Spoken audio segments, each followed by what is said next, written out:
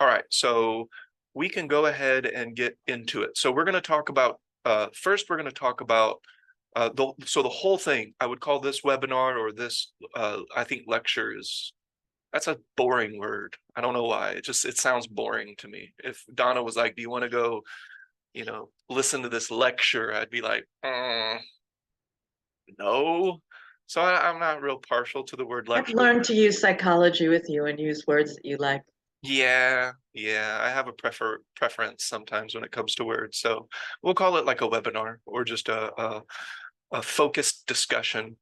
But so the mind membrane is super important conceptually because that's how we can work with our own mind and our own thoughts. I'll even work in and kind of show you where cognitive behavioral therapy starts to come in, where some of the different psychotherapies involving thought comes in. But the question that we'll really be able to answer, where does thought come from and what can we do with that? So what's really interesting is if I went on Facebook right now or some other social media avenue and I said, where does thought come from? You're going to get, if you ask 1,000 people, you're going to get 998 different answers. Some people are going to say no one knows, and that I feel like that's like the world being round. You know how people hear that Christopher Columbus proved that the world wasn't flat. No, actually scholars had known for hundreds, maybe even thousands of years earlier that the world was circular, that it was a spherical. It's not a perfect sphere, of course, but so people knew that shit. It just wasn't very commonly known. So if you went to the I don't know what they called it, the neighborhoods and the less to do, areas, you're going to get different answers. You're going to get people that, oh no, the world is on the back of a turtle, or the world is flat and you'll fall off at the end. So you'll get all kinds of different answers. That's what the general population is like. They're like, oh, we don't know where thoughts come from. They're there. And no, that's actually not true. So we'll begin with a little bit of the science of where does thought come from. So one real great way to get a hold of this is we need to define our terms. Just like in mathematics, I almost said arithmetic, but arithmetic is a little bit different. But in mathematics, we have to assign value. We have to create context. Otherwise, we have no idea what we're really talking about. Calculus relies on context because it is just made up. It's another conceptual arithmetic type of thing, and they explain a lot of phenomena. But in some ways, we created calculus to help us understand natural phenomena and how it's working, and it holds up. It works really well. So when we look at where thoughts come from, we'll kind of frame it that way as well. So imagine before you learn, that's impossible. Never mind. Let me start over. When we were first, I'll define the term thought, thinking. This is words. So now there are different ways, like people, when they say thought, they're including the whole of cognition. And I promise this is going to get much more interesting, but I do want to just give a very thorough background. So when we talk about thought, we're going to define some of our terms. Is that thought? No, that's taught. Thought versus cognition. Now, I use these two words very deliberately and very specifically.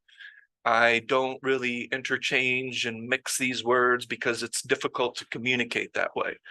Thought is word-based, verbal, inside of your mind, talking to yourself. Does that make sense? The internal monologue. Some people call it monologue, some people call it internal dialogue. In psychological textbooks, what do they call it? They call it the internal voice. Is that what they call it? Let me see. It's along those lines. I had some notes here. Yeah, self-talk or private speech.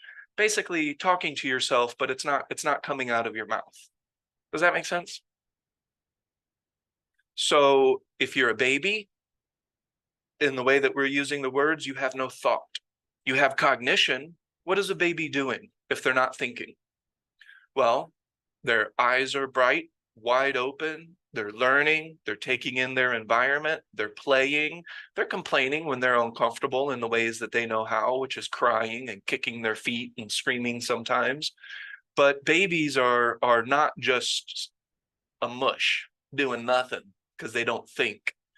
But they don't think in the way that we're using the word. And it is actually the most common expression of the word, even if people don't know it. Thought involves language, fundamentally. So there is a way that you can look at thought in pictures, and that's cool too, and we can even talk about that. But that will require the same mind membrane mechanism that we'll talk about later. It's still very similar. But before you have learned a language, you are not thinking. No words are coming to your mind. Why? Because you haven't learned it yet.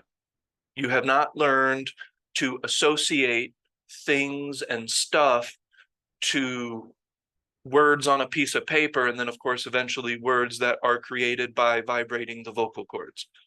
Does that make sense? Are you with me so far? Hi Karen, thanks for hanging out. This was a super good topic for Jerry, and she was talking about it, so I hope she makes it. I'm not picking on her, but she seemed really interested in today's topic. 6 a.m. is early though, so I get it. All right, so we have defined at least one of our terms. The other term is cognition. Cognition is everything. Thought is a part of our cognition.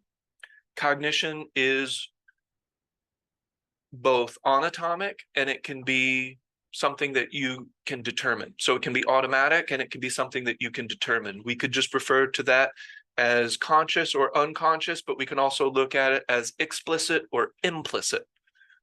Does that make sense? Implicit means on purpose. Membrane. Yeah, I'll get to that, Santina. That's going to be, so I'm going to divide this up into three little parts. When we get to membrane, we're going to be getting to more of a conceptual, how do we work with these concepts? How can we put this in something that we can remember and something that we can work with, which is where the mind membrane comes in. And I'll explain exactly what I mean by the word membrane, because that's not arbitrary. You should know anything I'm talking about, it's not going to be arbitrary. Very deliberate with words and definitions and everything. So cognition is everything that's happening inside of our brain. It also involves our central nervous system, peripheral nervous system, and even the communication between organs. This will be a different type of lecture down the road, but I have what I call three brain harmony, which is learning to harmonize the three primary areas with neural receptors, which is your heart, your gut, and your brain. And they're constantly communicating via electrochemical signals and hormonal signals, which is chemical. Okay, are you with me so far? We have defined two things so far. We have defined thought and we have defined cognition. Thought are words, language. Babies are not thinking because they haven't learned language yet. They don't have this dialogue going on in their mind. Because it just they haven't learned it yet. They haven't learned how to do it. So thought is words and language based. Cognition includes thought, but cognition is everything that's going on in our brain. You could include imagination as cognition. Everything that is going on in your brain that you're completely unaware of is also cognition, but we could look at logic, reason, deduction, inference. Those are aspects, humor, those are creativity. Those are all aspects of human cognition that can include thought, but are not limited to thought. It's everything that is going on inside of our brain and then how our brain relates to the rest of the body. So I'll put that.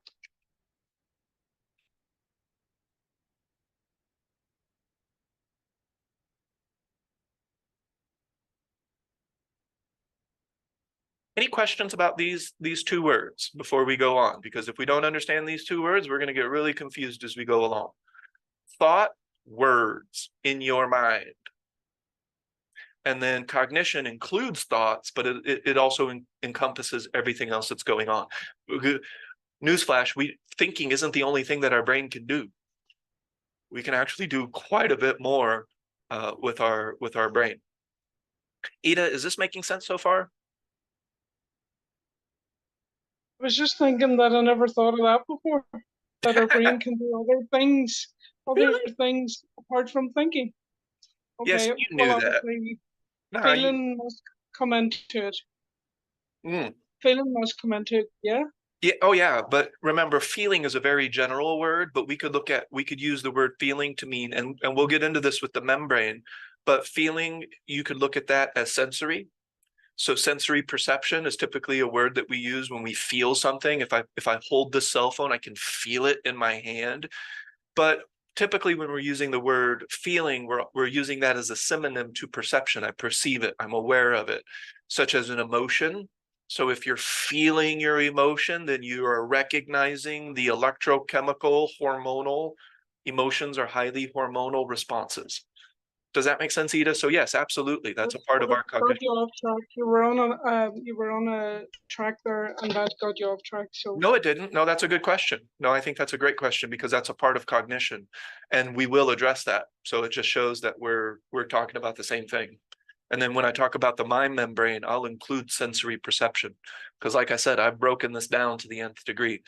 And we could even talk about the benefits. Like what at the end, we'll talk about what are the benefits of being able to work with the mind membrane, understanding where thought comes from. Who cares, right? Of course, I care because I took this phrase "know thyself" stupid literally. Like I just took that shit incredibly literally. It is what it is, because here we are. All right, so if we all understand that, we could move on and we'll talk about these two areas of the brain. I've left out the communication fibers or the communication network that has a name as well. If people are interested in that, I could get that information. But let's look at, and I may pronounce these incorrectly because I've never really heard them said out loud, but Broca's area is the production of speech and verbal communication. So that area of our brain, it's in the left side of the left hemisphere. It involves a couple different areas. So you got the frontal lobe, parietal lobe, and it's involving these other areas of, hey, there's Jerry. Let's start over. All right. From the very beginning, we're just going to start all over. Jerry's here now. I'm just kidding. But we're at the beginning. So Broca's area is responsible for the production of language, communication. Does that make sense? A part of our brain has to be able to produce that. How do we know that? If a person is injured in a certain part of their brain, they are no longer able to produce words and speech. Does that make sense? Does that make sense, Ida? Jerry? Broca's area of our brain. Karen, Santina? Anybody have a question about that? Broca's area is a region of our brain on the left side, and that produces speech.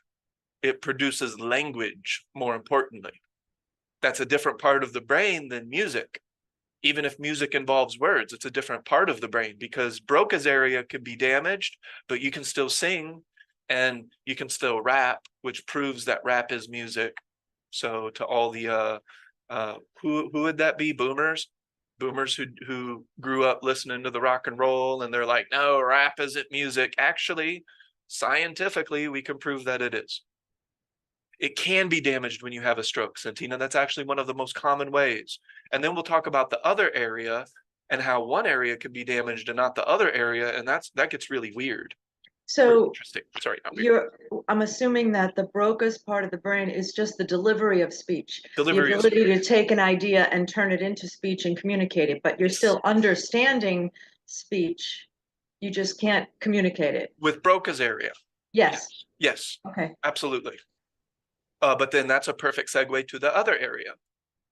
And the other area, I think of Transformers, Wiki. So this is Wernicke's area. And I'll save this whiteboard for everyone so that you can use it for your reference. This is comprehension. You can actually injure one area but not the other, and so one can be working but the other won't. So for example, somebody can actually injure a part of their brain and they can still speak. They can still produce their own words, But when other people talk to them, they're like, why is everybody just speaking this mumbo jumbo?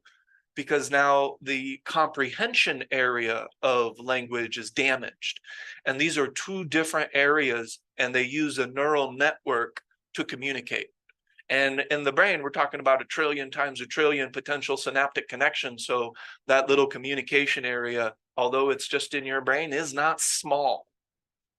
Size is I don't really prefer the word illusion because that gets weird, but it is it's illusionary. Size is not a thing. It's just a relative. Einstein had that thought experiment that if he woke up one day and everything in the universe was 1,000 times bigger, including himself, he would never know because of relativity. Everything is bigger, so he has no frame of reference. And anybody who studies the cell or the biological, molecular level and even, yeah, especially molecular, atomic, size is a construct, an idea. Does that make sense? I haven't lost anyone, have I? So in order to understand and produce language, you need these two areas of the brain to communicate. That's cool, right? That makes sense. Anybody have any questions about that? This is this little spiel that I'm doing today is broken up into 3 parts. One part very scientific-y. The other part is kind of a mix between the two, and then the third part is going to be highly conceptual so that we can work with this shit to benefit our lives. All right.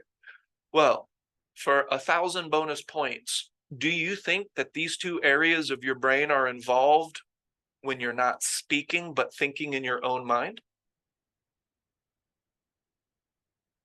Anybody have an idea? Donna says yes. Jerry says yes. Ida, what do you think? I think yes as well. Yes is the correct answer. How do we know? Because we have neuroimaging. We have ways to look at which centers and which areas of the brain are active when a human being is doing certain things with their brain and their body and everything else. So yes, these two areas of the brain are fundamentally involved when a person is thinking to themselves in their own mind. They are using the communication centers of their brain. And a funny way to look at this is when you're talking to yourself, you are communicating between two different parts of your brain, as just kind of having a chat. One part of your brain is expressing ideas. The other part of your brain is comprehending the ideas that you're expressing in your own mind. And you're kind of having a chat with two different areas of your own brain, which is okay to a certain extent. Any questions about that? So I asked you if you had any questions. Any questions about that? We're good? Okay. So I'll put that on the whiteboard though, because that's a key point. Yes, Ida, go ahead. Sorry, Ernest. No. So that's what Eckhart Tolle calls the watcher. Eckhart Tolle would call attention itself as the watcher. So Okay. when Eckhart Tolle is talking about the watcher, he's talking about attention on his own consciousness. And we can actually talk about that in the mind membrane as we go along. What Eckhart would be talking about with these two centers would be like the monkey mind, or when they're really just going back and forth, communicating, jibber jabbering to themselves all the time. Yeah, that's thought. That's where thought comes from. So if anybody has ever asks you from now on, where does thought come from? You have a biological answer for them. You know exactly where in the brain thought is being produced. Of course, that still doesn't answer our question about, our particular thoughts. Where is that shit coming from? Why did I just all of a sudden think about, giraffes and how they chew food weirdly? Where did that come from? But we will talk about that. That gets a little bit more into the conceptual and the mix between the two. But Donna, did you have something? Yeah. Wernicke. Wernicke. Okay. Yeah, it's with a V if it's in German, but obviously in English we pronounce the W. I looked it up.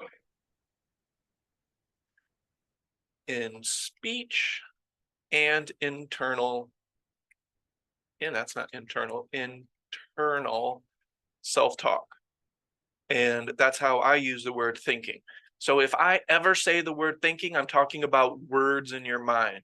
So who has a lot of words in their mind? Does anybody have a lot of words going through their mind? That's these two areas of your brain communicating to one another. Does that make sense? And if you want to talk, then you just push it out of your mouth. Does this concept change depending on which state the brain is in? Delta waves. You're getting a little bit more in depth, but no, not really. No, these two areas will still be active pretty much anytime language is being used. So that is kind of different when we think in pictures and imagery. So that uses a secondary and another area of the brain, which isn't quite the focus of what we're talking about, but we could go into that another time perhaps. So no, this doesn't really change, but the brain pattern or brain wave can come into play, and we'll talk about that in a very conceptual way when we get towards the third part. So we'll talk about brain waves in a concept way because that can get a little too deep. I don't want this to be, you know, like a class lecture type of thing. I want it to be something that you find interesting and can work with. How many times have you ever learned something in a classroom and then you leave and you're like, I don't know how I'm going to apply any of this shit. Like, I don't know how this is worth a damn in my life.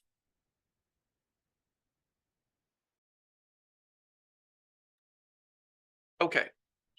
So if we don't have any questions about that, we can kind of go into this second part. And that's kind of looking at the mix between the concept that I'll deliver with the mind membrane and then a little bit still of the scientific-y. So there's still a little bit of scientific-y in here, which isn't a word. It's ironic that I use the word scientific-y to talk about scientific. So I'm going to put a little box around that to differentiate this.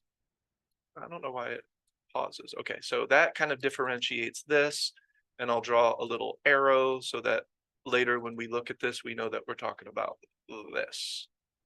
Okay, so this all makes sense. Get rid of that little dot. All right, so I'm going to list 5 things. I like numbers, and I like keeping things in certain numbers. This is still scientific-y, so this is something that you can still look up in modern psychological textbooks.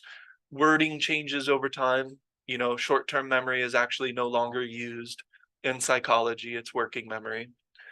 This answers a little bit of Ida's question earlier, but we have what's called sensory memory. Sensory memory, and I'm going to link all 5 of these to the concept way. And remember, the concept is how we work with it. Very difficult to work with any of this, you know, nuts and bolts, black and white, dry definition. This is a fraction of a second. So sensory memory requires very, very little time, and it's almost completely, I would like to use the word explicit. Well, actually, let's just use what's most common, and we'll use unconscious.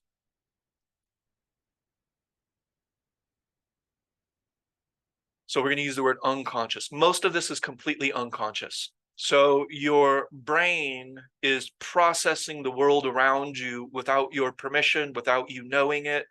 But if it didn't occur, you would have no depth perception. You wouldn't be able to move around. You wouldn't be able to interact with your environment because you need this sensory memory. It's very quick, very fast, constantly firing and processing.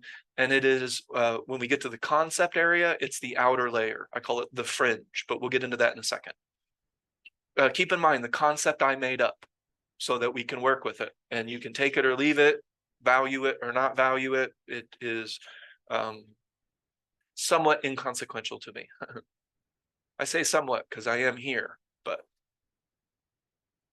all right, so we have sensory memory, and and this can differentiate depending on what textbook you're looking in, but it will be pretty similar. So then we get into, I prefer the term that's being used more because short-term, long-term, that gets a little bit confusing, but working memory, this is how, you know, we interact with our environment. And working memory is also typically, and it can go back and forth, but typically your working memory is also going to be highly unconscious. Am I spelling conscious right? Conscious. Yeah. No, that's not right. Donna, help me out. I don't have spell check on my whiteboard. Science, uncon science. Uncon science. Right? Think so. I don't know. I'll look it up. Okay. So working memory. Working memory is what you're using to interact with your environment, but it's going a step further. So my mind is aware of all of this different stuff, even if I'm not, but the moment I go to pick up my cup, I had to use working memory. Muscle memory is kind of involved in that as well. Does that make sense? It's usually unconscious, Jerry, but that's actually one that you can play with a little bit. Working memory can be a little bit conscious and unconscious, but typically throughout the day, it's going to be mostly unconscious. Whereas the sensory memory is almost entirely unconscious. We're not talking about sensory attention, we're talking about sensory memory. Does that make sense? It does. I was thinking about the spelling, though. I must have Oh, yeah, no, that's misheard perfect. what you said, because I know what Donna's saying, because we do say that to ourselves, conscience, to spell it. But I thought you said unconscious. Okay. Yeah, that's the spelling. Yeah, right there.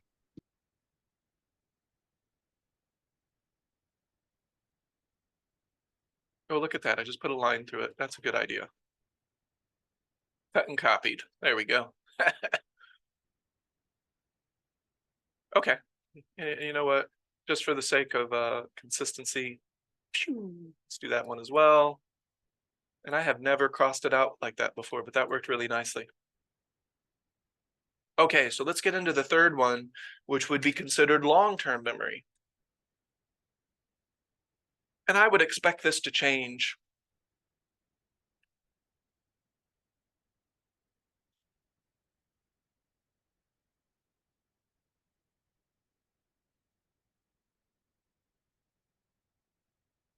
And then the 4 and 5 will explain the conscious and unconscious relationship. But long-term memory, of course, is what we're processing more long-term. Does that make sense? Long-term memory would be, you know, what you had for dinner 6 months ago, or all of your precious memories as a child. I'll also describe this just a little bit differently when we get into working with it with the mind membrane. And then, of course, Santina, I won't forget to include why I use the word membrane, because that's important as well. I want to make sure I'm using all of my words correctly.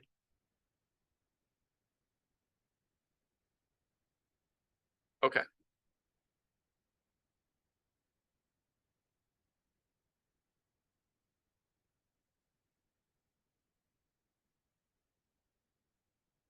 Okay.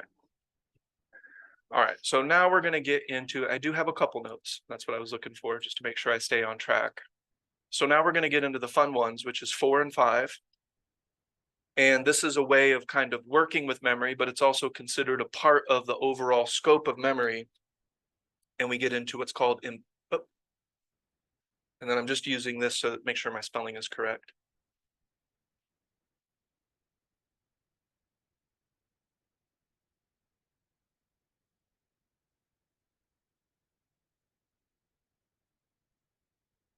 Is that right?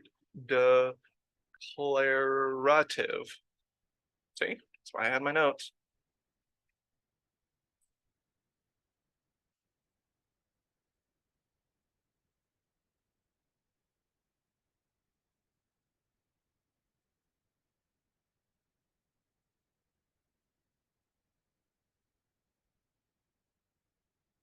All right, so implicit, non-declarative, unconscious.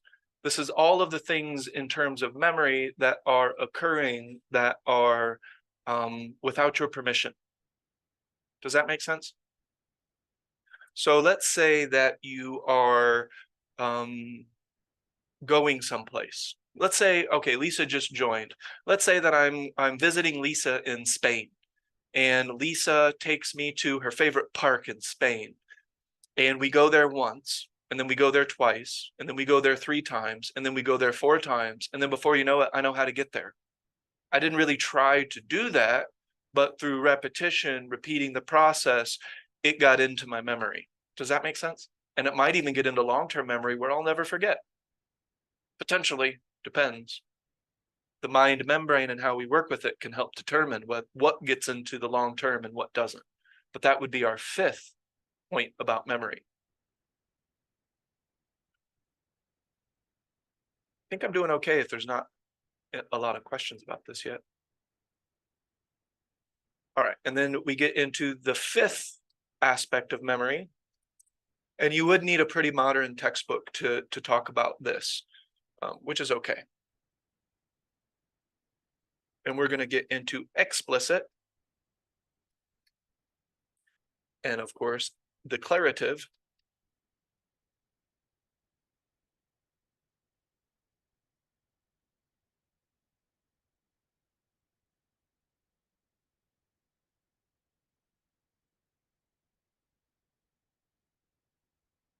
Okay, and that is our other aspect of memory, which is explicit, declarative, and conscious. This works both ways. We're talking about both storing memories and recalling memories. And this is getting into the mind membrane because where do thoughts come from? And then, of course, we have these 3 pillars of memory. And it's involved in all of these other processes, and then we can talk about this and see if there's any questions before we move on.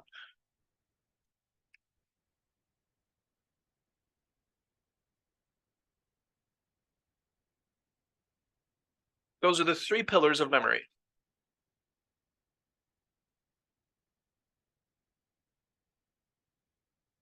Encoding the memory, storing the memory, and further being able to recall the memory. And then we have these types of memory, or we could call these the 5 aspects of memory. I'll put that down here.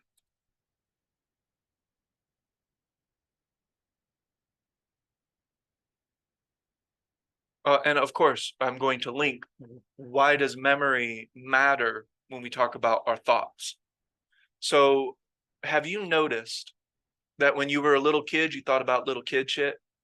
And when you were in junior high and high school, you thought about middle, age, well, it's not middle age, but teenage shit. And then when you get in your 30s and 40s, you start thinking about 30 and 40-year-old shit. Now that, certain people are a little bit on the other side of that. You think about older person shit. Has anybody noticed that at all? Am I making that up, or does that seem? No, I've been involved in school systems in all 3, and the teachers actually start doing the same thing because they're around kids that age so often. Yeah. So elementary teachers are upset because one teacher got the good colored paper and the other teacher didn't get the good colored paper. And in middle school, it's, interpersonal relationship stuff, and high school it's different. So yeah, I noticed it. Exactly. So are there any questions about this so far? So we know where thought comes from. Thought comes from the language centers of our brain. We even outline, and I'll go back to the whiteboard, and then you can tell me if we have any questions before we move on, because it gets a little thicker from here. I have a question. Yes. So why are you breaking out implicit and explicit, and why aren't they just included in sensory memory and working memory? Because when we go to work with it. So what a person doesn't realize is that the mind membrane, and we'll get into the membrane aspect of it. Actually, Santina, can I put that question on hold until we get to the membrane? Yeah, When we sure. get to the membrane, I think that will answer those questions. Okay, thank you. Yeah. But any real questions about that? About this specifically. So if somebody ever asks you, well, where does thought come from? Specifically in your brain, it comes from the Broca's area. And what did we say, Donna? The Wernicke's? It's German. Wernicke's. Yes, the Wernicke's area, which is for comprehension of speech and language. So it's not just speech, it's language. Thought is word-based language in our mind. Cognition is everything that's occurring in our mind, including thought. but they're not necessarily the same thing, because you can have cognition without thought, but you can't have thought without cognition. So one relies on the other, but the other doesn't necessarily rely on the one. They're still not the same thing, but they're interconnected. That interconnectedness is still super important. We have the 3 pillars of memory. This is what happens with memory: encoding, storing, and recalling. And then when we get into the mind membrane, we'll really understand why is explicit and implicit super important. One is deliberate, one is not deliberate. And then also understanding the different avenues, the 3 major stages of memory, which is sensory, working, and long-term memory. Got all this? All right, so now let's relate this to the beginning, like I would say this is the introduction to the mind membrane, how all of this information relates to the mind membrane. And this will have some new terminology, and you can take it or leave it, but it is my terminology that I have basically created so that I can remember this and work with this and determine quite a bit. Like, you'll be surprised what you can do with your own mind when you're intentional with it. So one, we're going to talk about sensory memory, and I call this the fringe layer. And this is actually going to get, Santina, this will start to get into our circles and the actual membrane. So this is a good segue into answering your question. And then we have working memory. And I call this one of the shallow region.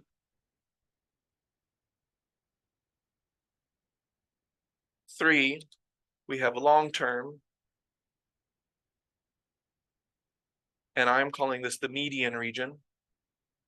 And this will all make sense when I start drawing in circles. And I will save the whiteboard in case anybody is interested. And then these are, because I've broken memory down, long-term is very general. And so long-term has a few different parts, which is the central regions.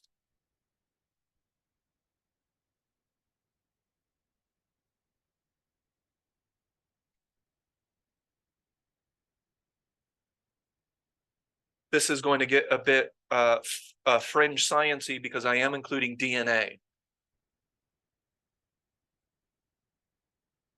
as a form of memory. It's information, and it's stored information. So we can look at chromosomes and DNA and all of that as a form of communication, especially when we get into messenger RNA and things like that, and all of that fun stuff. And now I'm going to draw some circles. And this is relating, this is the middle portion now. So we've moved into the middle portion of the lecture. I don't like the word lecture. We moved to the middle portion of the talk. I have a quick question. Yeah. So, long-term memory, 3 and 4, Yes. no. They 3, would, yeah. 3 and 4 are both long-term. So it's like 3A, and DNA is different. DNA is different. Okay. You know, my circles aren't big enough here. All right. We draw a little bit bigger circles. That one needs to be small. This one needs to be bigger.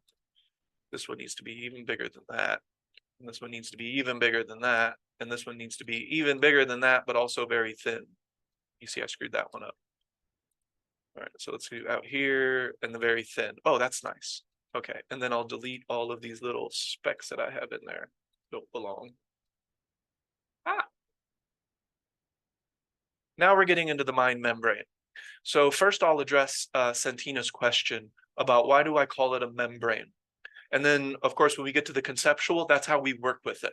That's the fun stuff. That's where we get into Qigong and different aspects of mind management.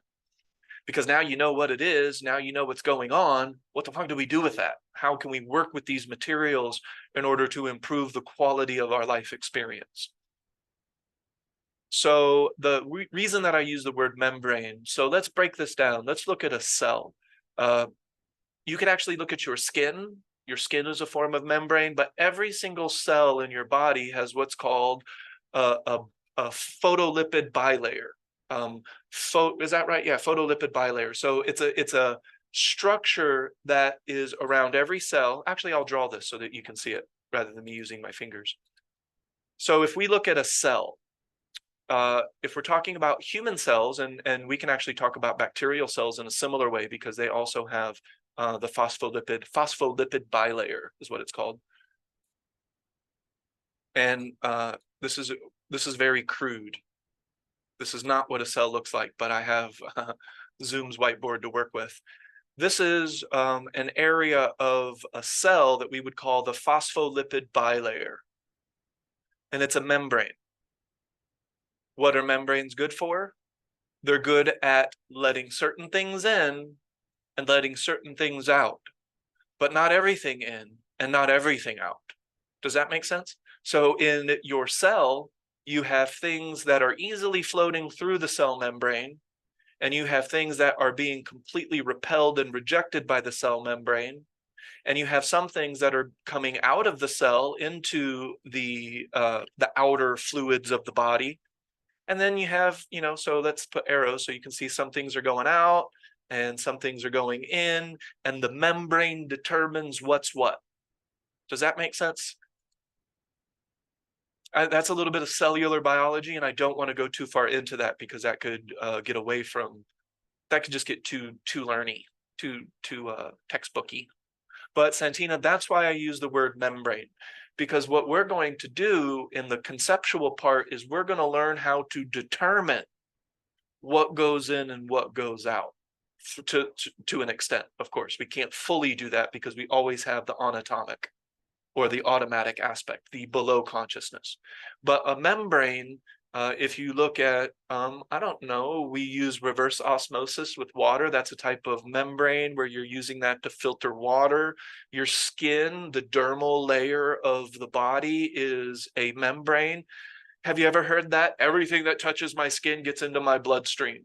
Have you ever heard that? Or anything that touches my skin gets into my body? False. That is not true. Because it is a membrane. It's called the dermal barrier. It's designed to keep certain shit out and allow certain things in. It's true to some extent, but not the way that most people are using the word. Everything is the key word that's an error. No, not everything that touches your skin enters your bloodstream. I promise you, it does not. And that's because the skin is a type of membrane. It acts as a membrane. And when we get into the mind membrane, you're going to see that the brain itself acts as a membrane. I've just never heard it framed this way before. I don't know why. Yeah. Donna, have you heard it framed that way before when the brain is? Yeah, there's a blood-brain barrier. So there are certain drugs that cross the blood-brain barrier that don't, The mind membrane is a little bit more conceptual than the blood-brain barrier. Right, not in terms of thinking. But right. I would suppose if you think about it, if everything is electrochemical, magnetic, hormonal response, then thinking has to involve some of that, right? It's data, right? Like it's a sensory data, interpretation, all of that. Yeah. Right. It has to communicate from one to the other. So it has to cross some kind of membranes. It has to cross a barrier. And I call that the mind-brain membrane, or just the mind membrane for short. Does that make sense, Santina? That kind of touches on the first part of your question, which is why do we call it a membrane? When we get into the conceptual part, it's even more important because I'll tell you how to work with that membrane so that you can specifically determine what goes in and, more importantly, what's coming out. That's where thoughts come from. So we know physically in our brain where they're coming from, but then we're going to get into, well, why do I think the shit that I think? Why are these thoughts even occurring? And of course, cognitive behavioral therapy and mindfulness-based stress reduction, they use these theories indirectly. Or these hypotheses. We're getting into hypothesis towards the end, which is how to work with it. This is all theory. This is all well established. Like I told you with the Earth being round, psychologists and neuroscientists have known this shit for a very long time. But yet when you ask the general population, where do thoughts come from? People have no fucking idea. No idea. They don't know that it's coming from physical centers in the brain, and they don't understand how it's related to memory.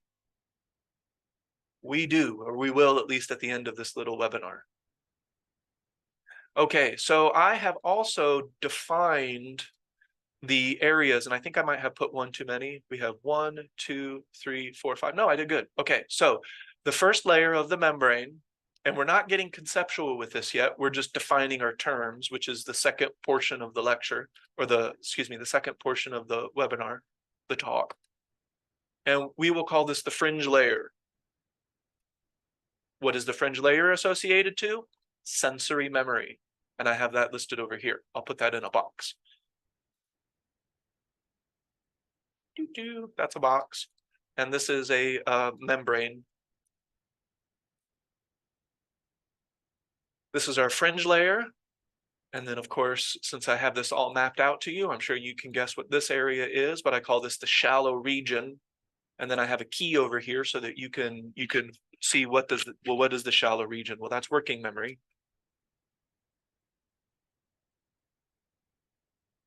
I have taken long-term memory a step further because it's way too intricate to just leave as long-term. But here I have what I call the median region. For example, do you remember what you had to eat 4 days ago? What did you have for dinner 4 days ago? You can think about that to yourself. You don't have to answer, of course. What did you have to eat 4 months ago? Both are technically considered long-term memory, but as I just demonstrated, there's a different mechanism, or there's a different depth to that. And so the longer term, the things that you'll never forget, like you will forget very likely what you had to eat 4 days ago, 4 weeks ago. But the central region, you won't forget. That's a characteristic of the central region. And if you look in a textbook for this, you will not find it, because this is my mind and how I've organized these concepts. So I'm doing what I've always done. I'm crossing the divide between theory and application, between concepts and how the fuck do we work with this? What does it all mean? And then we have the fifth layer. And in a separate webinar, I will talk about how this relates to traditional Chinese medicine, Western medicine, and 5-element theory, because I can. And it's just another way to work with it, another way to remember it, and another way for it to benefit your life experience. This is core processing. The reason I call it the core processing, I'll explain all of that here in a minute. But I just want to make sure that before we start talking about the mind membrane, we understand the basic layers of the mind membrane. And this is conceptual. So over here with sensory and fringe layer, this is very technical.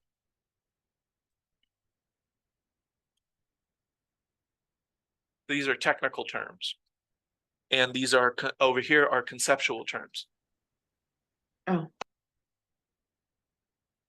Is that what you were going to ask, Donna? Or you were going to make a comment related to that? No, I missed something. I What did missed you miss? something. No, I saw it central. I thought Oh. you missed a layer. Oh, no. Central's in there. We have 5 layers, which will reflect the 5 elements, which will reflect the cosmological cycle of traditional East Asian medicine. But that's not our focus today. So the mind membrane will look like this, Sentina.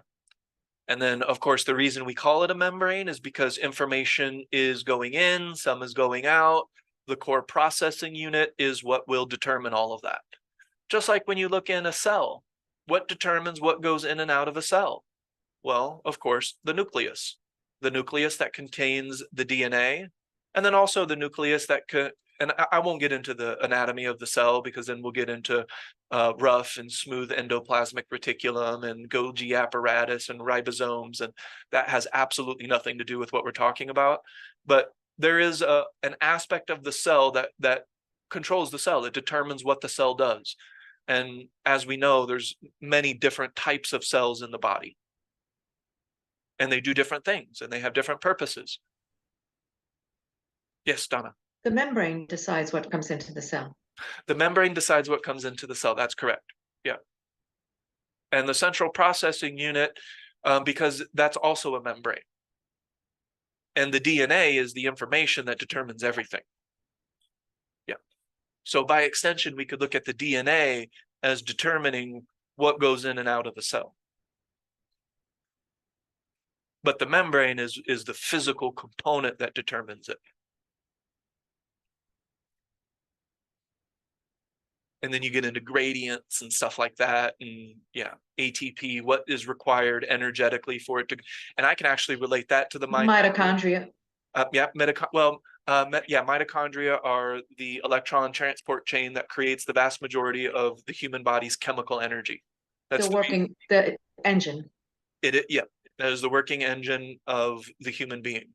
A membrane can be damaged, absolutely, yes. If a membrane is damaged, there's going to be havoc in the body, especially in those cells where the membrane is damaged. There's all kinds of ways to damage cells, actually. Okay, so the next portion is how the fuck do we work with this? What are we doing with all of this shit? What does it all mean? But before I do that, are there any questions in how the technical terms at least relate to the conceptual terms?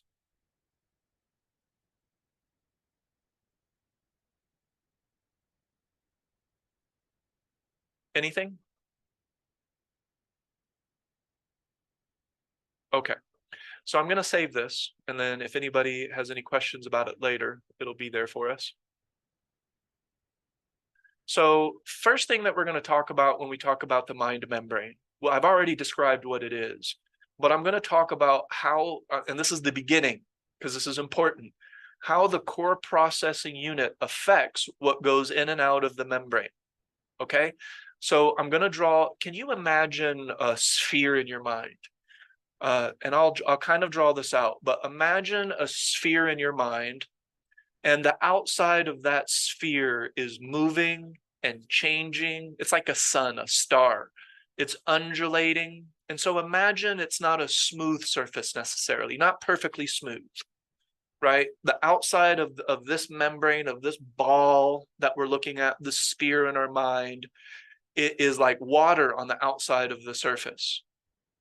Does that make sense? Can you imagine something like that in your mind? It's a little bit difficult for me to draw on the whiteboard. I'm going to kind of give it my best shot here. But we're going to use that image because this is one of the primary things that determines the mind membrane, what goes in and what comes out. So I'm going to draw a membrane, and this is the outer layer. And notice how it's not a smooth line. Another mind membrane might be even more tumultuous. Then again, we might have a mind membrane that's like this.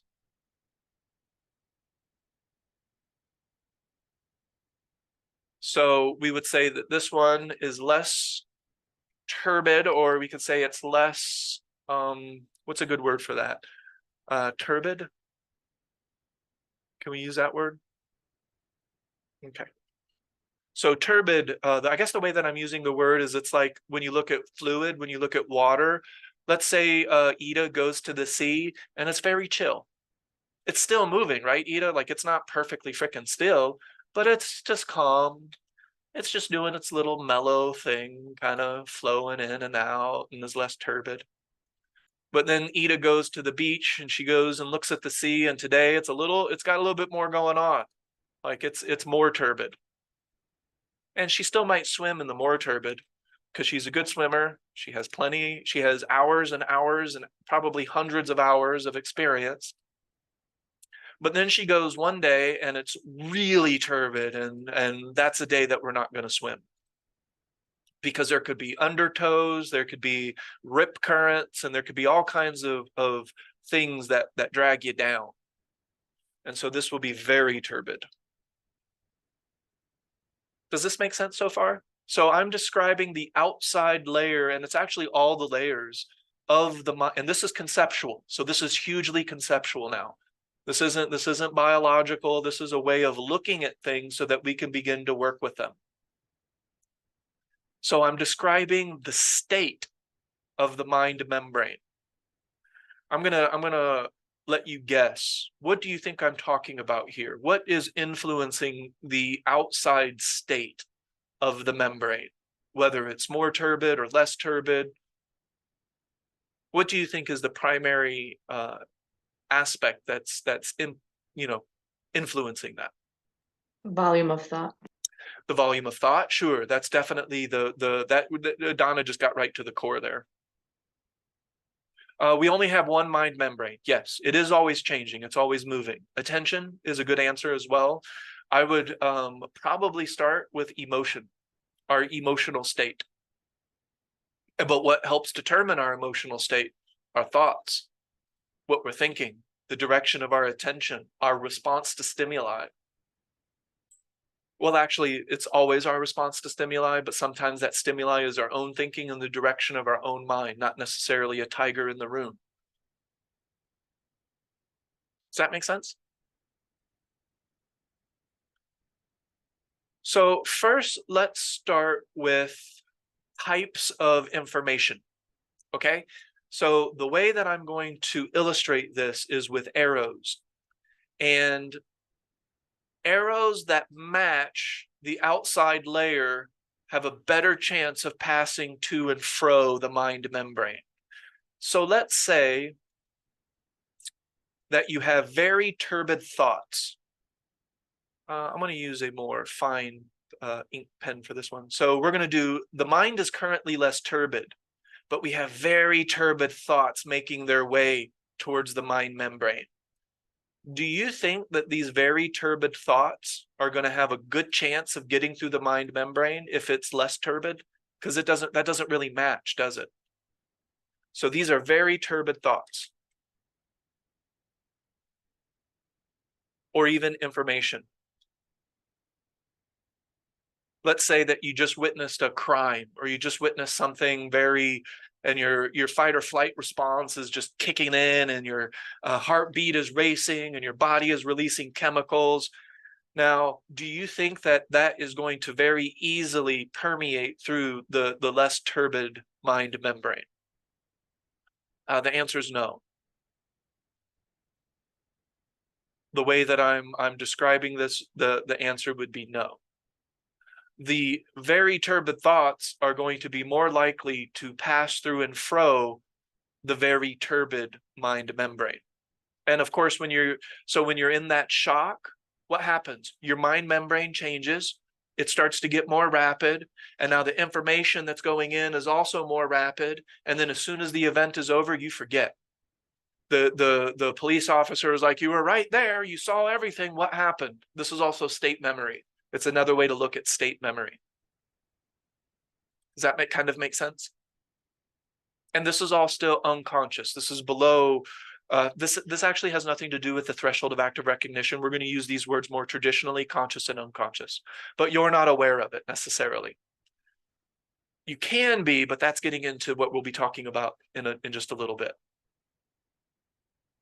And it has a lot to do with alignment. That's right. Yep. So if you're in a very calm state, the very turbid aspects of our environment, they're going to bounce right off. Does that make sense? And let's say that you're in a very turbid, your mind membrane is all over the place, very turbid. I'm starting to like this word turbid. Later I'll find out I'm using it completely wrong. Turbid has to do with if water is clear, it's not turbid, and if water is murky or mucky, it's turbid. So it has to do with the particles, how many particles of water of disruption are in the water. Disruption, I can still see that. Yeah. Okay. Well, maybe another word will come to me later, but this is kind of just a way of describing it. It works. Yeah, it works. All right, so we'll move on. So this is kind of describing the different states of the membrane. I'm just going to give you a quick generalization. Which of these three do you think represents the mind, the common mind, the average person's mind most often? We're talking about just average, regular, people. This isn't judgment, this isn't good, this isn't bad, but which do you think is most commonly represented between these three? Mind all over the place, more turbid, or mind very focused and relaxed, less, of course, more turbid. The common mind is more turbid. And that's just a statistical thing. Someday in the future, when our society has started to let go of the insanity, the minds in common will probably be less turbid than they are now. One of the factors to keep in mind is the more turbid equals less deliberate. And I'll circle back to this later, but more turbid equal less deliberate, or less opportunity, less potential for deliberate. And deliberate is on purpose, purposeful. I want something to come into the mind membrane, or I want to recall. Now why? Oh, hold on, I'll finish that. More deliberate.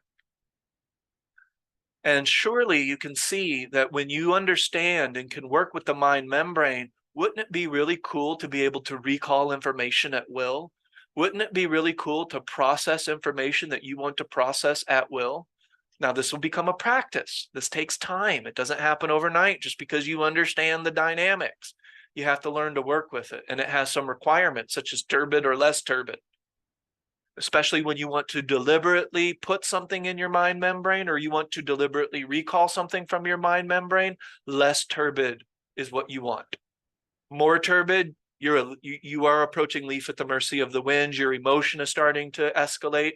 Your mind is hardwired to go to on atomic or automatic the more that it thinks that you're in danger, or the more that things need to move rapidly. Does that make sense? I have an example. Yes, please. Examples. So just the other day, my neighbor called me over because she was in a high state of turbidity in her mind. She couldn't find her pocketbook. It was in her house. But her mind had become so turbid with thoughts that she couldn't even remember it has to be in the house. Like, she couldn't backtrack because the more she looked for her pocketbook and the more nervous she got about not finding her pocketbook, then she started going, did it get stolen? Did I leave it in the car? And then she just couldn't find it. She was circling the rooms faster and faster, and she knew it was her own mind, and she knows me to be calm. That's how she sees me. So she said, are you busy? Can you come over? And I tried to have conversation with her about, okay, when was the last time? Like, think about the last time, but I couldn't get her mind calm enough to answer those questions because she was her mind was turbid with so many thoughts. Maybe somebody come in, did somebody visit? I left the door open, somebody came and stole my pocketbook, like all of the ideas and thoughts that accumulated very rapidly in her head was too turbid for her to even answer my questions coherently. So I just said, do you mind if I go upstairs? Do you mind if and I went through every room because I don't have all those fears that she has in her mind. So my mind is calmer. So I'm able to just look for a pocketbook. I'm able to direct my attention deliberately from a mind that is less turbid than hers. And I found it on the floor. She went into a room, put it down, and then forgot. It was in an odd place, but she couldn't find it. So that was just a basic example of turbid versus non-turbid mind, and how much more difficult it was for her to recall her steps or even recall the information that would let her know that it has to be in the house. She was still in her bathrobe. She's still like, she didn't leave the house, and her pocketbook was with her, or she couldn't got it in the house. So that's just a perfect example. Yeah, that's a really good example. And then in that state, she would have been less likely to learn something new too. Like if you would have introduced profound information when she was at the height of her turbidness, it never would have crossed and sunk into the mind membrane. Maybe at best it would have gotten into that first layer, and we'll talk about that next, but it would have just been pew right out. Is this making sense a little bit? How I'm putting this together? Starting to come together a little bit? Yeah, it's why you can't make good decisions when your mind is crazy. Like it's a different process. It is. One of the reasons this is also so important is because this will also, well, when we look at memory, we call it learning. If you know, we have encode and store and recall, if you can do all three of those, we consider that learning. Who here thinks that learning is important? I do. That's super fuck. I'm here on this earth to learn, to grow, to evolve, to change with change, and to constantly become something new. Right? All right, so I'm going to save this whiteboard because now we're going to go into kind of a different little spiel here, kind of relating to everything, of course. And I'm going to get rid of the big circle. We'll go back to it. So now we know about turbid and less turbid, and that makes a lot of sense. Now let's start to talk about things entering and exiting the mind membrane. And I'm just going to do it on a very high level to begin with, and then maybe questions and things will get it into more depth.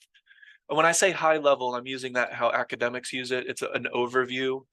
Doesn't mean that it's like superior. It just actually, it's quite the opposite.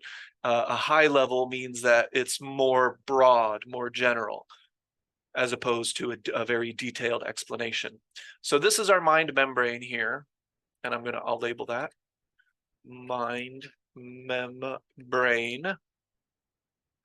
And this is a false image because it's a perfect circle. That doesn't exist. Not even, my mind is never a perfect circle. That's not a good representation of a vibrational universe. So I guess if we really, well, I guess I have the outside circle that can help me draw a more true representation, but it would be more like this, like that.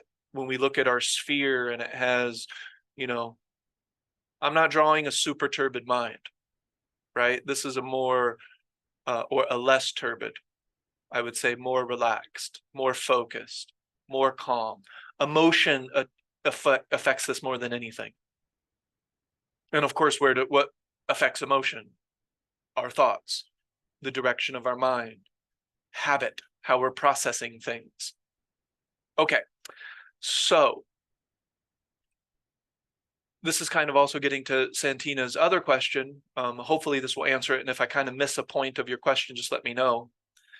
But so I'm going to actually draw the second layer here.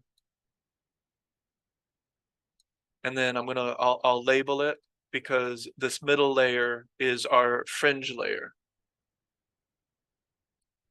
Or this isn't the middle, I'm sorry. This is the most outside layer and it's fringe. So I'll at least draw the first two layers. We have the outside of the mind membrane, and we have the first inside layer, which is called the fringe. Also is the shortest aspect of memory, sensory memory. But we've already covered that, and I don't need to go over that. So let's say that you want to sit down and study. Let's say that you're about to take a test and you want to recall something. You want to learn. The more calm your mind is, the better chance you have of deliberately planting information past the fringe layer. So I'm gonna draw two different types of lines. And I'm just going to use the words that are most commonly used. See how I just cut and copied that?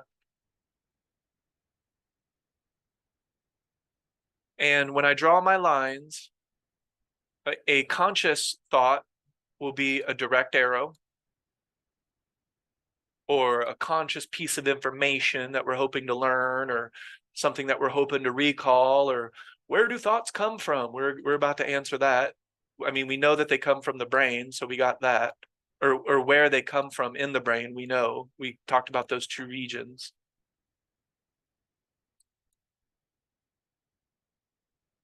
And so this is a broken line, and this represents unconscious information, unconscious stuff going on.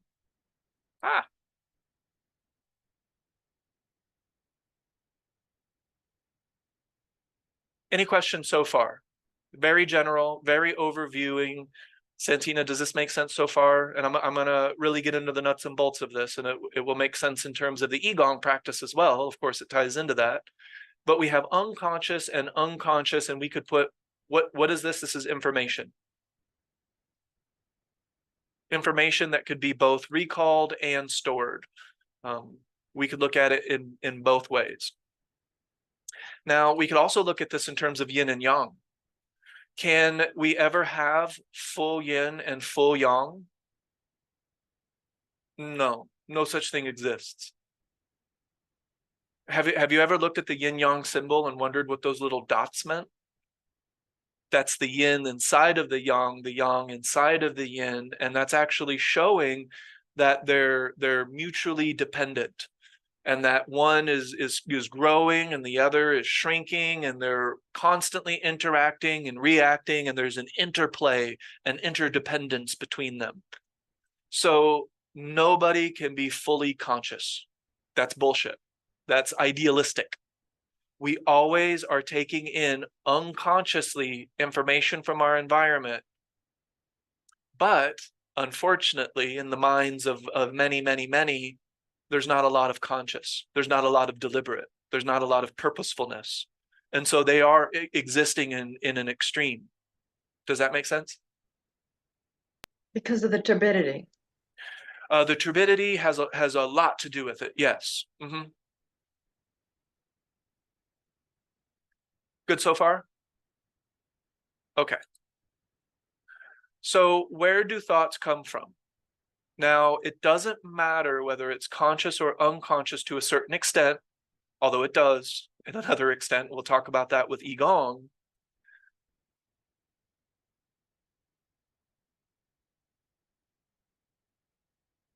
That's a question. That's a very important question. What thoughts do we think about the most, whether it's conscious or unconscious? I'll give you a hint. When you were 11, the answer was different than when you were 28, and it's different than when you're 47. The thoughts that we think the most will be different. However, the thoughts that we're thinking the most throughout the day, whether it's conscious or unconscious, is repetition. Repetition is one way to cross the mind membrane barrier. Okay, this is well established with memory. Repetition is one way. It's a very reliable way for you to memorize and learn something. If there's more association, it has a chance to getting to a deeper aspect of memory. If it's traumatic, unfortunately, it can also be forced into a deeper part of memory. That has to do with the turbidness. Very turbid information has a very good chance of crossing a very turbid barrier, and it will get implanted into the core. Remember, I outlined what the core is. When you get to the central region, that shit you'll never forget. When it gets into the core, you could potentially pass that information on in your DNA. That's a bit fringe science-y, but. Ernest, are you saying that repetition, whatever your repetitive thought is, it enters the memory at the level of the turbine that you are at? The turbine will help determine how deep it goes? How deep it goes, yes. And also the repetition in relation to the turbidness can determine how deep it goes. Now let's look at that so that it doesn't get too confusing. So now I'm going to start to draw arrows. Let's say that right now our mind membrane is very chill. Something very turbid, this is incoming information, it's very turbid, it's coming in. No, it's going to get redirected. It's going to get bounced off because it doesn't really align to the current turbidness of the brain, of the mind. Now, if we continue to think that, eventually it could penetrate the barrier, but it's less likely to because it doesn't match the turbidness. So turbidness isn't the final determining factor. However, if the turbidness doesn't match, it requires more repetition. So let's say that we want to learn something from a textbook and our mind is very relaxed. And we're learning our information. We're very chill. We have a nice cup of tea. Everything is going great. Our mind feels fresh. Plenty of ATP in our brain because we just woke up and everything has been replenished and we feel good. Well, that information has a better chance of crossing the fringe layer and going into the deeper aspects of memory with less repetition. I'll draw a more common mind membrane so that we can talk about this in a more common way. But the mind membrane for most people, the second they wake up, they start thinking shit. They start thinking, and we'll talk about, well, where did that come from? Why did I wake up and start thinking the shit that I've been thinking the shit? And why is this shit coming to my mind? Why? That has to do with the conscious and the unconscious, both encoding and recalling. It can be both a conscious and an unconscious process. Yin yang, we balance that. That needs to be balanced in the human experience. So most minds, the mind membrane is far more turbid. Does this person like me? You know, am I going to get the job? Am I going to get the grade? You know, this, that, and the other thing. I got to do this. Does my shit stink? Blah, blah, blah. Okay. So we have very deliberate, conscious information that we want to come into our mind, and it won't. Not right away. It'll bounce right the fuck off. So this would be conscious information. So let's say that your mind membrane is all over the place because you're thinking shit about shit, but yet you're trying to learn something on purpose. How hard is that? Actually, scientific studies have proven the more calm your mind is, the more you can deliberately plant information into your brain. So there are a lot of teachers who will represent, or they'll tell you, study as soon as you wake up because your mind is more fresh. Study after a little bit of meditation. Study after you've had a little bit of fun, not too much fun, because then it can be, depending on the fun, if you're playing a war video game, your mind's going to get turbid. You know, you're showing your mind something it does not like, it does not associate to safety. So you're mixing fun and turbidity, which is a weird combination, and it happens all the time, which is why we like movies where the body count are hundreds of people. John Wick, sure, it's a great film. How many people died? Why do we like that? Why is that fun? We'll talk about that a whole other day. Now, if the mind is turbid, unconscious turbid shit is going to penetrate the mind membrane quite easily.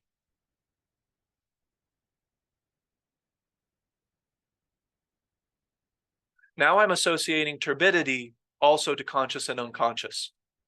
Did you notice that?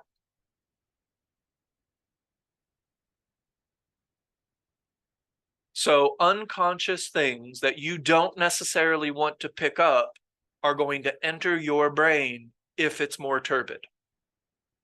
Typically because the world around us is also more turbid, because it's going to match. In an enlightened society, these dynamics could actually be a little bit different.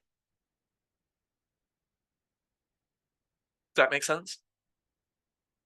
Yes, Donna. So if you were nervous about Yes. giving this webinar and Yes. communicating properly and how you were being perceived and all of those things that could make your mind turbid, then you'd be more likely to be distracted by the cat meowing or the car going true. by or me getting up to get my coffee and the disruption on the screen, or is that what you're saying? That's what I'm saying. And also, that works both ways though, Donna. It also has to do with recall. Wherever it's being recalled from, whether it's from a deeper part of memory or it's a fringe part of memory, it works both ways, and this is where your thoughts come from. What do you mean it works both ways, as opposed to being calm, a calmer turbidity, or No, input or versus recalling the output. information? Recall versus encoding. So we've been talking about something from the outside going in. Where do your thoughts come from? They come from the inside out. That will be directly reflective of the turbidity of the mind as well. I see. So you were giving the example earlier about, okay, so you have a calm mind. You have a calm mind while you're delivering this, even though the predominant amount of thoughts have to do with the clarity of your delivery and your explanation and the conciseness and whatever, however you chose to deliver. So you made a very quick aside statement of, you see how I copied that and pasted? Right. It wasn't like, look at me, how cool I am. You said that because it was an example of what you were just explaining. You really, your emphasis now is on delivery, not on learning how to spell unconscious. Right. But you do have some previous memory about copying, pasting, and you applied it to this circumstance, and it worked before, and then you were able to recall it again when you needed to go back to that word. You Right. didn't have time to commit it to memory, but you know how to get it on the screen and make it clear without having to say, how do I spell unconscious again? So that was an example of how a calm mind takes in information and is able to recall that information. Absolutely. Yes. And also how a calm mind, the recall can be more deliberate. It can be more conscious recall as opposed to unconscious recall. The more turbid your mind is, the more the recall will be completely involuntary. What comes up? Who the fuck knows? It will involve what I call the thought chains. And I'll get into thought chains here in a second. Now, I do know where the unconscious thought is coming from. It's coming from a deeper layer of memory. And how did it get there? Very likely via repetition. Because it's what we've been thinking most throughout the day. So what you think most throughout the day, whether it's on purpose or not on purpose, is getting deeper and deeper and deeper and deeper into the mind membrane, even to the potential where it's it could even get to the core, quite frankly. That's what I call the fifth destroyer. We'll talk about that another day. But even a traumatic event, Even a like traumatic something event, highly, absolutely. highly emotional can get Yes. real deep, real It fast. can get real deep, real fast because the outside of the membrane is matching the surface of the membrane is matching the outside environment. Therefore, the inside is matching the outside, and they have a better chance of passing the gradient. That's the same in your body. When the inside is more similar to the outside, then you have a balance of how things pass back and forth. Same thing with your lungs. Your lungs, the work of the lungs has to do with pressure, not muscles. Very few people know that. Breathe from your, first of all, breathe from your diaphragm. The diaphragm is a highly involuntary muscle. It's automatically linked with breath. When you look at the diaphragm and where it's at. Okay. The diaphragm is fundamentally responsible for enlarging and not depressing, because when it relaxes, but it enlarges the rib cage so you can take a breath. It doesn't necessarily help you breathe. It enlarges the rib cage to allow for more room so that Just you can take a deeper breath. It creates space. No muscles are necessary to breathe. Not really, because it's pressure. It's the differentiation in pressure, but that's another lecture. I don't want to get too deep into that. And so when we talk about smooth breathing, guess what? I can get very scientific and I can get very conceptual, but that's a whole nother topic. So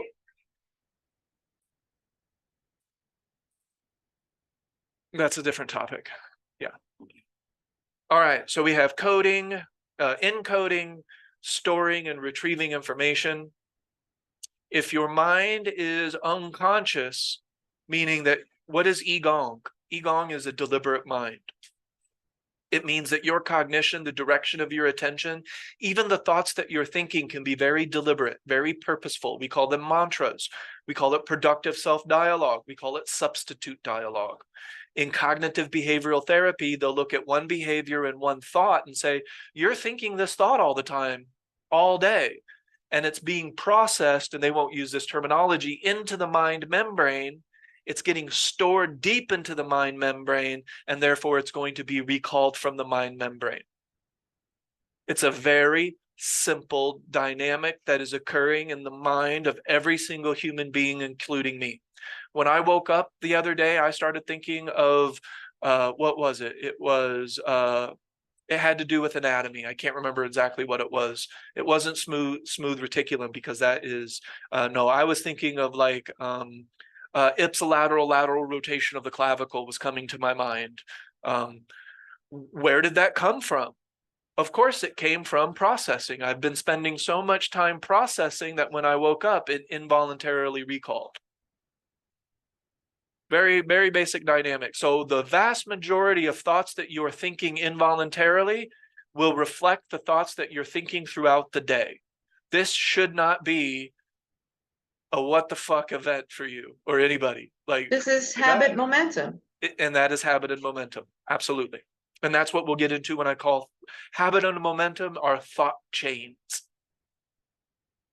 So our thought is going to be highly responsive to our environment, but it's still not necessarily fresh and new and dynamic ways of thinking about our environment. It will be repetitive and habitual ways of thinking about our environment.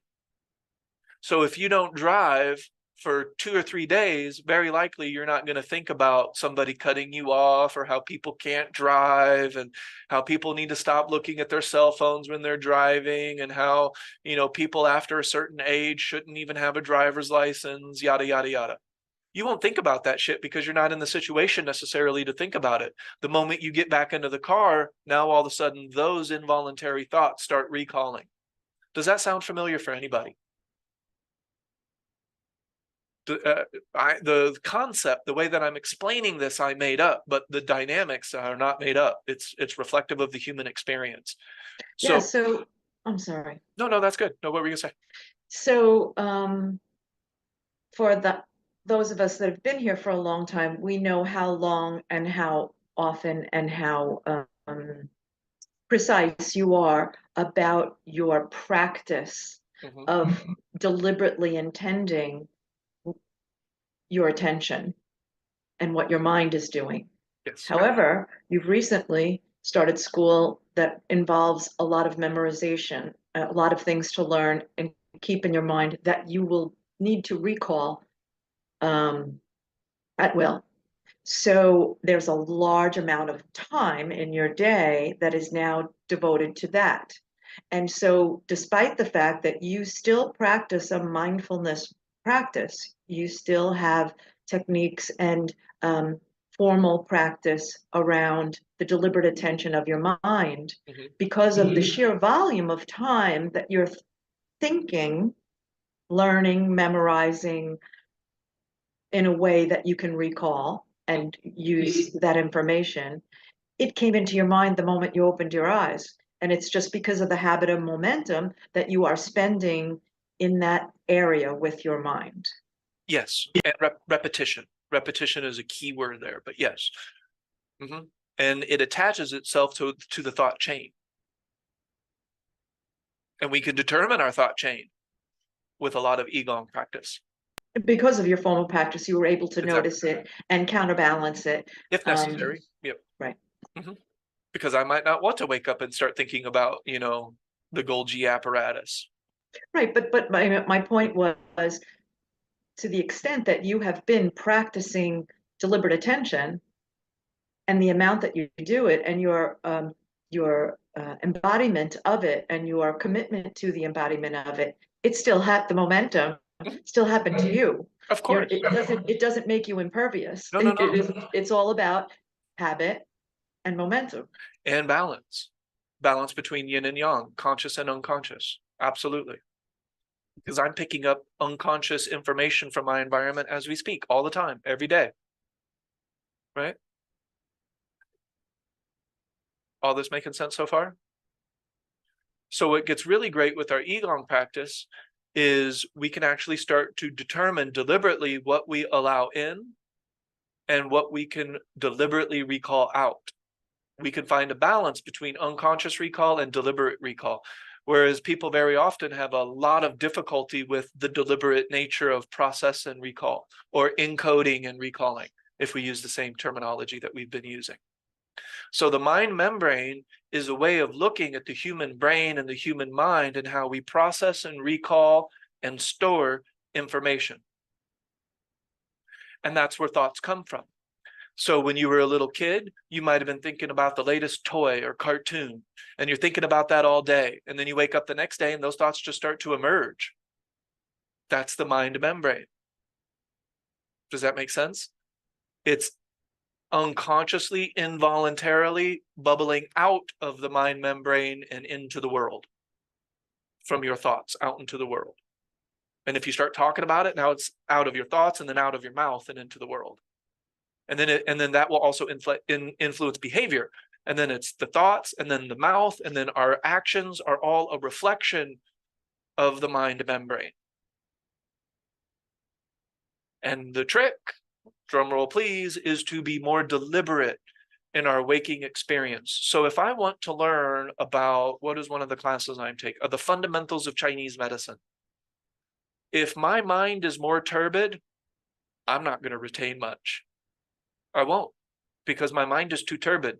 And have you ever been in a lecture that's turbid? Very, very likely no. Most lectures are not going to be super emotionally all over the place turbid for a reason. And we have seen evidence scientifically through experimentation that the mind learns better when it's less turbid, when it's more relaxed. And of course, I take all of this into consideration through my learning process. Do you think I really go hard into a subject at 7 p.m.? Of course not, because I wake up at 4 a.m. So my mind is more in tune to process, encoding and storing information when my mind has the most amount of ATP. ATP is chemical energy. When I have more chemical energy, I can learn more, I can do more, I can process more deliberately. When I have less ATP, you're less deliberate. You're more prone to the unconscious nature because it requires a little bit of energy, mind energy, to be deliberate. All this adding up, Santina, is this answering some of your questions that you had earlier in the beginning?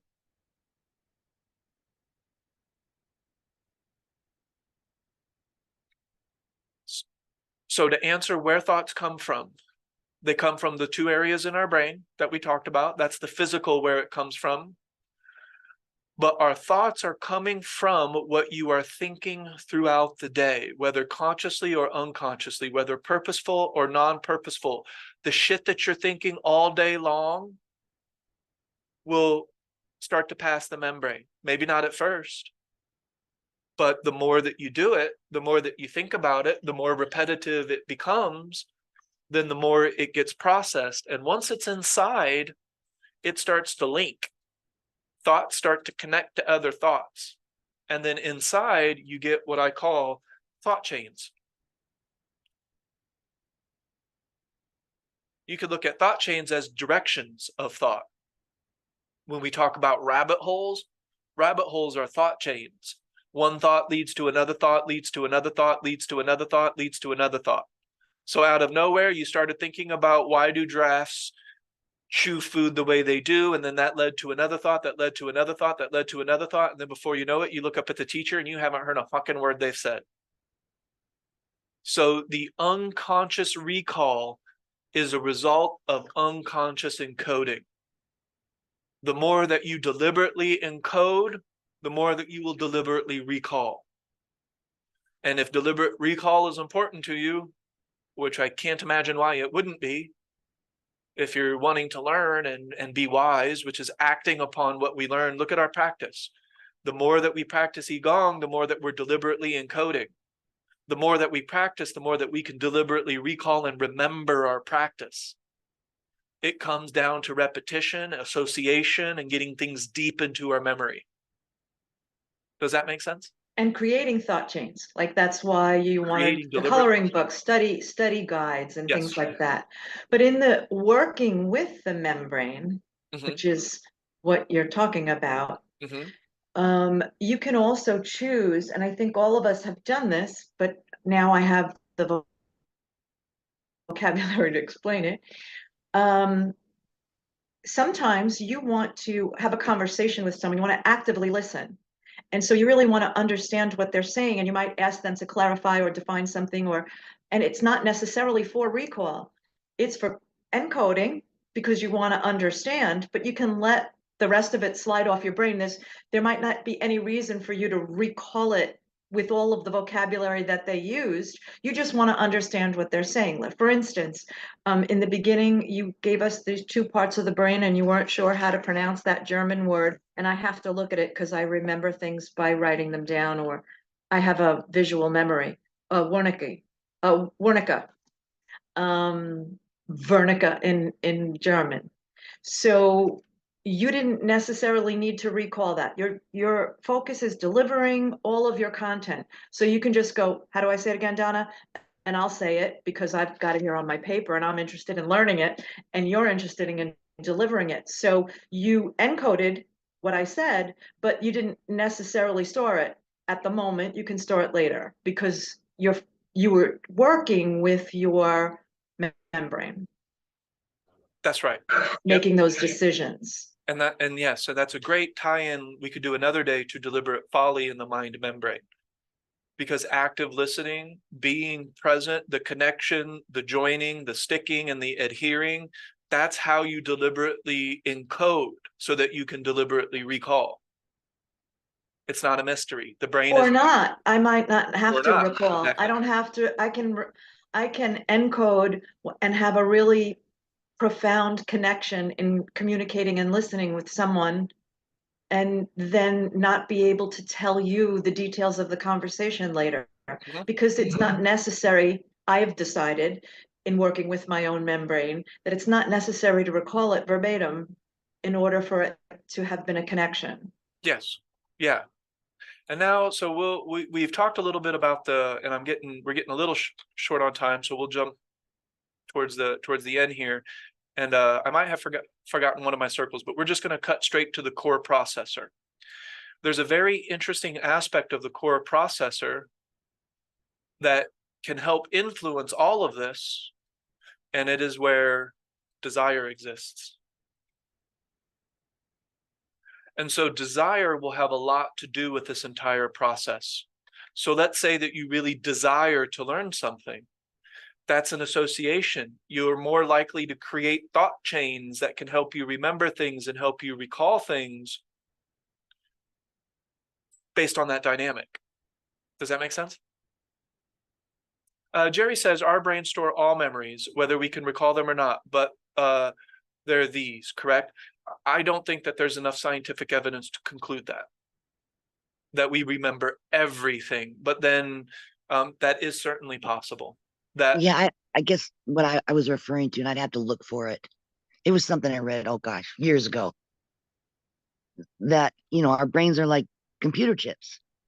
And everything that we've experienced, it's all there, it's stored, but we may or may not, consciously or, in the present moment be able to just go in and remember all that, but it's stored there. And that's why maybe hypnosis comes into play or I mean, I've had memories just in my calm mind state where something will just come up from my childhood that I can feel it, smell it, taste it. And it's like, wow, where'd that come from? But I was just relaxed. And so I think they're there, or that was my understanding. If I could find I'd let you know, but maybe I'll find it. Yeah. No, I think that is very possible that the things that are being processed unconsciously through a variety of different mechanisms can be recalled consciously. So processed unconsciously, but recalled consciously. That is possible. When I'm not real big on the word everything. Does that make sense, Jerry? I really like what you're saying. I can really connect to what you're saying. I think there's a lot of validity, but words like fully and everything are a little bit suspect to me because there's not a lot of balance with those words. So I would say yes and no. Yeah, for the most part. Yeah, I'm not held to it. We don't have to say everything, but just maybe not everything, but a lot. Yeah, recording. They've been recorded. It's recording in a manner of speaking. Sure, there's a lot more encoded in there in your memory stores than we actively use. And there are probably different ways. I guess you would have to really define what everything is, because sometimes our mind filters stuff out that is not necessary. So yes. Would that be included in everything? Probably not. So I guess probably not. Yeah. Yeah. And then also when you look at the mind membrane, some stuff just doesn't get past that fringe area. That's not necessarily going. I would say, Jerry, everything that is able to pass into the lower, the more central layers of the mind membrane, whether we're aware of it or not, it's there. It's stored in there, and there are ways to recall that. Yeah, I would say so. What about when you've had a shock or a traumatic incident and the memories come back 2-3 weeks later, a month later? You couldn't remember anything about the incident. You talked about the police officer saying you were right there. You know, your brain's in some sort of shock. and then the memories come back afterwards, slowly. Correct. Slowly and very likely when they do recall, you're getting closer to the turbidness of the outside layer of the membrane. Psychotherapists will try to recreate certain things because they want you to feel the trauma so that you can recall those memories, that state memory. And when we say state, we're talking about the turbidness of the mind membrane. Or the opposite, your brain, the emotion of it calms, and therefore you're able to recall the memory without the fearful emotion that was causing you to suppress it to begin with. Yes, it can work that way as well. Yep. Yeah, great questions. And then Santina says, are you saying core DNA are your desires? No, I think that desires are in that core, especially when they're intelligent. And that's a whole nother lecture about overlapping intelligence and desire. Somebody wanting a brand new Ferrari isn't necessarily an intelligent desire. No offense to Ferraris or money or anything else, but there's a lot of things going on in our world that could be solved if we didn't all buy Ferraris or we didn't care about that kind of stuff. So I would say that the more our desires are overlapped with the fundamental intelligence of the universe, how do we know that something is overlapping? It's win for everybody. It's win for the environment. It's win for other people. It's win for myself. Everybody benefits. That's something that is very functional for the species as a species that works together. You know, we're not all lone wolves, so we're working together as a species, and so some of these dynamics are very important. So there's a lot of things that are going to be in that core that would be like a whole other discussion. But in terms of memory, when something gets to that core processing, I think we can actually pass that on through DNA, because DNA is a form of memory. Some things that can get into the core we don't want there, such as a predisposition towards alcohol. Because I drink so much alcohol, I've actually altered my own DNA, which is a form of information and a form of memory. And then when I pass that on to offspring, I have just passed that memory on. There may be other ways to look at this as well, because we're still learning a lot about DNA. We've actually started to learn that the chemicals inside, like the cytoplasm, is also a form of information. And even potentially the energy that is coming from each cell, each atom, is also a form of information. So there actually could be information encoded into the very fabric of the cosmos. And so that's kind of why I get into the DNA. So you're talking about more of an emotional memory with that, right? It's even deeper, but yes. Yeah, even deeper than emotional memory. Yeah, so like if you have a deep emotion to something, it embeds into your The deeper it goes, yeah. And when it gets into that core, it could potentially be passed on to future generations. Such as, for example, the male's mind with aggression. That very likely benefited the human species when we need to fight off bears and tigers and that kind of stuff. The human species had to evolve, so we had to be a little bit more aggressive. That is stored in the DNA and passed, and now it's no longer necessary, but it's still being passed and it's still being recalled and it's still expressing itself, and it's unnecessary to our current circumstances on Earth. We don't need that. In fact, if we didn't have it, we could live in harmony with the rest of the planet and the rest of the solar system. And who knows what the human species could do if we could get beyond that, which is stored in our DNA. It's a type of memory that's being stored in our DNA. Emotional memory, I would say, is in that layer that's right before that, which I call the central layer. The central layer is where emotional memory comes from. And when we talk about sensing energy or emotional recall, Jerry said that when she's just chilling and she's feeling, calm, all of a sudden this memory that she can feel and taste and touch and see and hear, and, the sensory aspect of it starts to come to mind.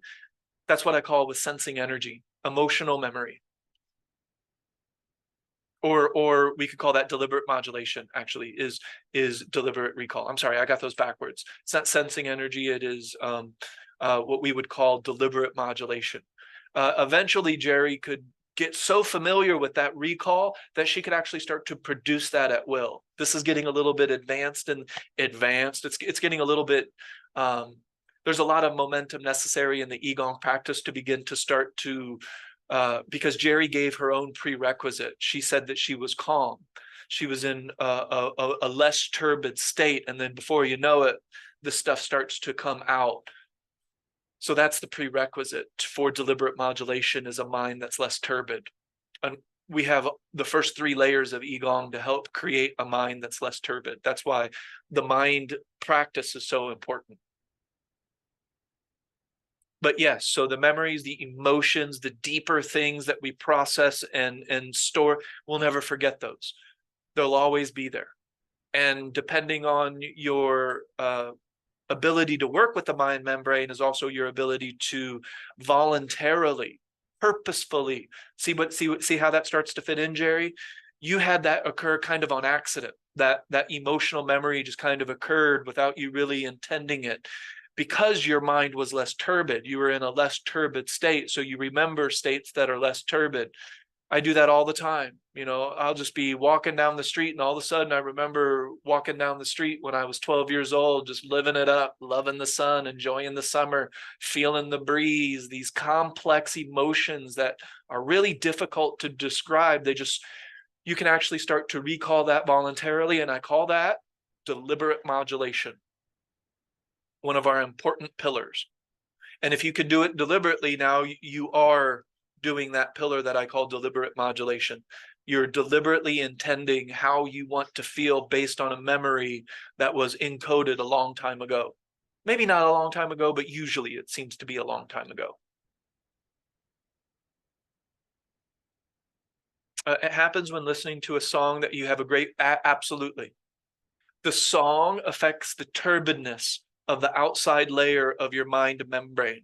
And then before you know it, things that match that turbidness can be involuntarily recalled. And then eventually you can start to voluntarily recall it with or without the music. I call that deliberate modulation. Does that make And sense? your mind has to be less turbid to engage that feeling to a certain extent. Because the deliberate nature is, in order to access the deliberate nature, your mind must be less turbid. Yes. Unless it is like more turbid and like it recalls like a more turbid feeling, I would say. That's true. So Yeah. you could have that experience as well. But that very likely won't be voluntary, because it wasn't voluntarily encoded. Yeah, you probably wouldn't want to voluntarily recall a bad feeling. Right. You wouldn't want to, first of all, but then you would be less likely to because of how it was encoded. Typically, we don't want to encode. It's not like, this was the shittiest experience ever, I'm going to make sure I remember this. No, it happens because of the turbidity of the mind membrane. So when we're in a traumatic situation, the outside environment is very turbid. And then our mind membrane becomes very turbid. And then the inside of our mind membrane is very turbid. Now that information can easily pass back and forth the mind membrane without our desire, without us wanting it. And that's what some of those psychotherapists will do, is they'll try to help you recall memories that creates an inside turbidness that can help those memories come out. And it's typically very traumatic and sucky, and maybe isn't even completely necessary. Yeah, because if your mind possibly was less turbid, maybe those experiences wouldn't arise, I would say. Exactly. Or they'd be less impactful on your mind if your mind was less, if they did like come up. I don't see why they would come up if your mind was less turbid. Right. But if they did, you would be able to work through it a lot better. That's true. Yes. And I would say the final point is about that thought chain, because the thought chain is directly proportional to habit and momentum. And it can also be directly proportional to the deliberate nature. We can create those chains. That can be a topic that we talk about another time, is how do we deliberately create thought chains?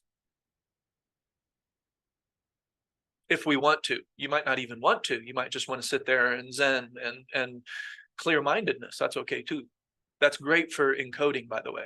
Well, you were creating deliberate thought chains when you were trying to memorize the things that you needed to memorize, and that's why you were thinking about it when you woke up. But Yeah. because of your practice, you had a technique to counterbalance. It's all about balance, and that's why the remembering is always a win, because sometimes the turbidity is more than others. Sometimes it's even self-imposed. I mean, it's always self-imposed because it has to do with above or below the level of recognition, but we get more elegant at fine tuning when we practice working with it. Precisely. Yep. Yes, Jerry. And the knowing and the understanding of it, like you said, is what's going to make the Qigong and some of these things really come together. I love the brain topic. I always have all my life. Anyway, I was just gonna, a quick question.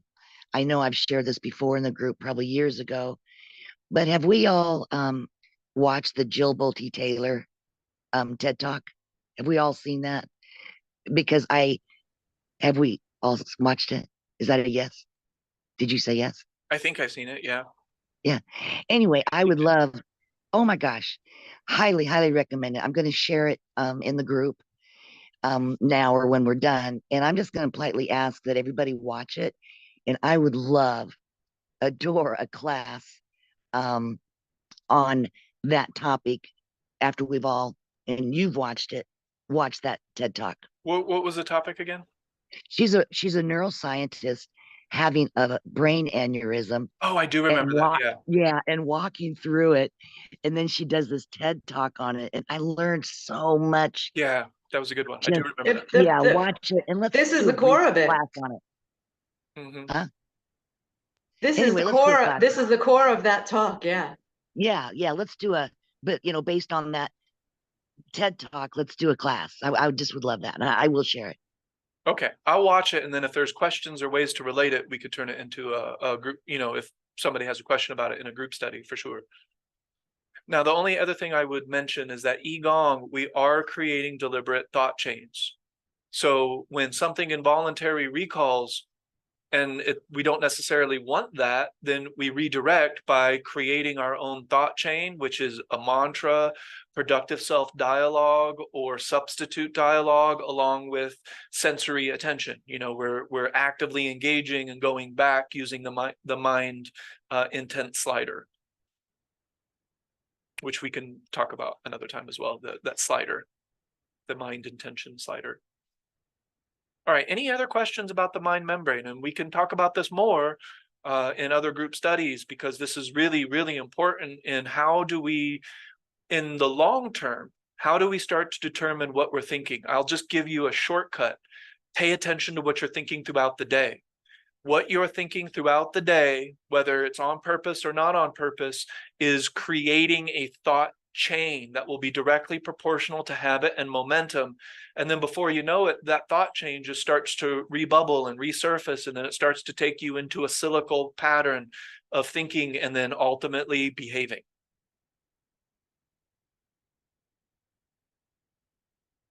All right, any other questions? And for the folks that join, that you're always welcome to our group studies. They're a ton of fun. But yes, this isn't kind of what it goes. Normally somebody just comes in, we have nothing to talk about, and then we just end up talking for an hour and a half because good questions, or most questions are good questions. But all right, I will post this to YouTube so you guys can rewatch it if you see fit. Share it with somebody if you think they need to know. Don't you think this is something that every human being needs to know? Where are your thoughts coming from? That's like, know thyself. Don't we at least need to know where thought is coming from? It was fantastic, Ernest. I loved it all. Really Awesome. enjoyed it. I would love more of this. Great. Yeah.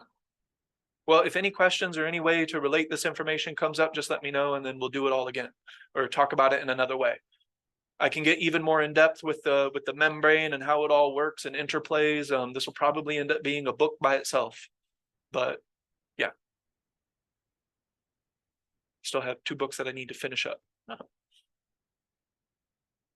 All right, well, I will see everybody next Wednesday. If you have questions, comments, or concerns, just let me know. Otherwise, I'll see you then. And thanks for hanging out. Thanks, Ernest. All right, you're welcome. Thank you. Thank Bye, you. everybody. Bye. You're welcome. Bye, everyone. Thank you. Yep, you're welcome.